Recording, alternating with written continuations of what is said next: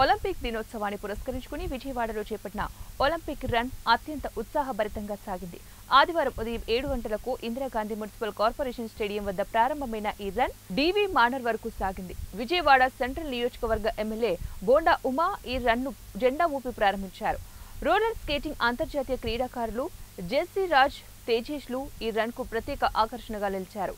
Skater Gen Z Raj క్రీడా జ్యోతి పట్టుకుని run ముందు వరుసలో నడిచి క్రీడాకారులకు స్ఫూర్తినిచ్చారు. బిషప్ అజరయ్య స్కూల్ విద్యార్థులు డప్పు వాయిద్యాల ప్రదర్శన ఆకట్టుకుంది. విద్యార్థులు, క్రీడాకారులు, క్రీడాభిమానులు, క్రీడా సంఘాల ప్రతినిధులు పెద్ద సంఖ్యలో ప్రాతినిధ్యం వహించారు.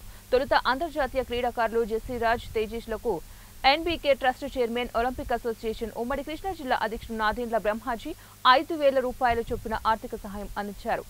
ఉమ్మడి కృష్ణా జిల్లా ఒలింపిక్ అసోసియేషన్ కార్యదర్శి పద్మజ బాల, ప్రతినిధులు సులోచన, రవిశంకర్, రాజేంద్ర ప్రసాద్ పర్యవేక్షణలో ఈ రన్ కొనసాగింది.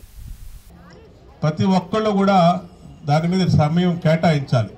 మీ పేరెంట్స్ మిమ్మల్ని అన్ని రకాలుగా ప్రోత్సహిస్తున్నటువంటి ఈ తరుణంలో మీరు కూడా మంచి క్రీడాస్ఫూర్తితో క్రీడాకారులు అవ్వాలని ఆశిస్తూ, ఇవాళ ఈ రాష్ట్ర ముఖ్యమంత్రి ఒక స్పోర్ట్స్ లవర్.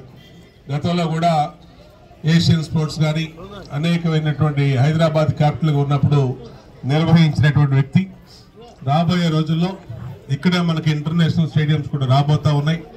అన్ని రకాలుగా గత 5 సంవత్సరాలు 2014, 2019లో నేషనల్ లెవెల్ ఈవెంట్స్ అనేటువంటి చేసాం. ఇక్కడ తర్వాత వచ్చినటువంటి పరిస్థితులు కొన్ని చేయలేకపోయారు. కానీ మళ్ళా ఈరోజు క్రీడలకి పూర్వ వైభవం వస్తుందని చెప్పి ఖచ్చితంగా చెప్పగలను.